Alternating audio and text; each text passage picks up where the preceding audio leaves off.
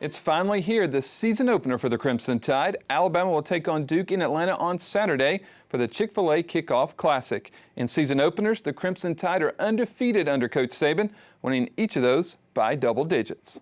The Crimson Tide and the Blue Devils have met only 4 times. Duke won the first ever meeting between the two schools in the 1945 Sugar Bowl, 29-26. The Crimson Tide have now won 3 in a row. Under Bear Bryant, the Tide won 35-12 in 1972, and the Tide won 30-14 over the Blue Devils in 2006 in Tuscaloosa. The most recent matchup took place in 2010 in Durham, North Carolina. The Tide rolled big in that one, 62-13. Despite playing only 4 times, the two schools have a connection that goes back almost 90 years. Wallace Wade led the Crimson Tide to their first national championship in 1925. Wade won 2 more with the Crimson Tide in 1926 and 1930. Following his 3rd national championship win at Alabama, Wade took over as head coach at Duke.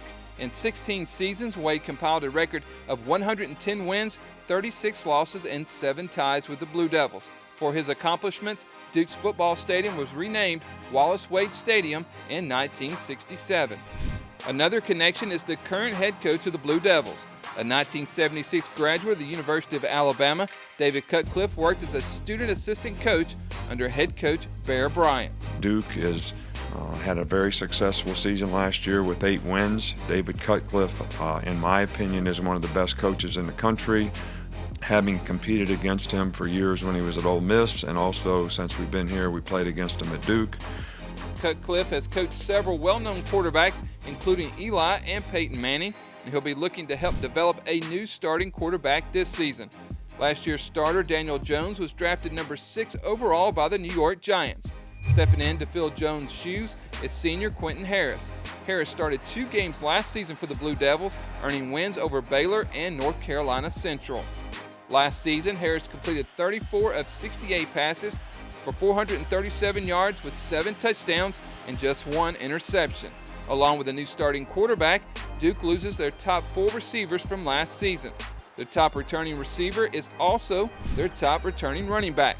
Junior Deion Jackson led the Blue Devils with 26 catches and 253 yards through the air, while adding 847 yards on the ground with 7 touchdowns for an average of 5.3 yards per carry.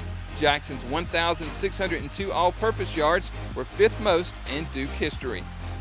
While Duke returns only 4 starters on offense, the Blue Devils return 8 starters on the defensive side. While the Blue Devils defense allowed 222 yards per game on the ground, they were a bit stingier through the air, allowing just 199 yards with just 17 touchdown passes. Kickoff is scheduled for 2:30 p.m. Central Time. The game will be broadcast live on ABC. Reporting from the Crimson Tide Production Studios inside Bryant-Denny Stadium, I'm Christopher England with Tide TV.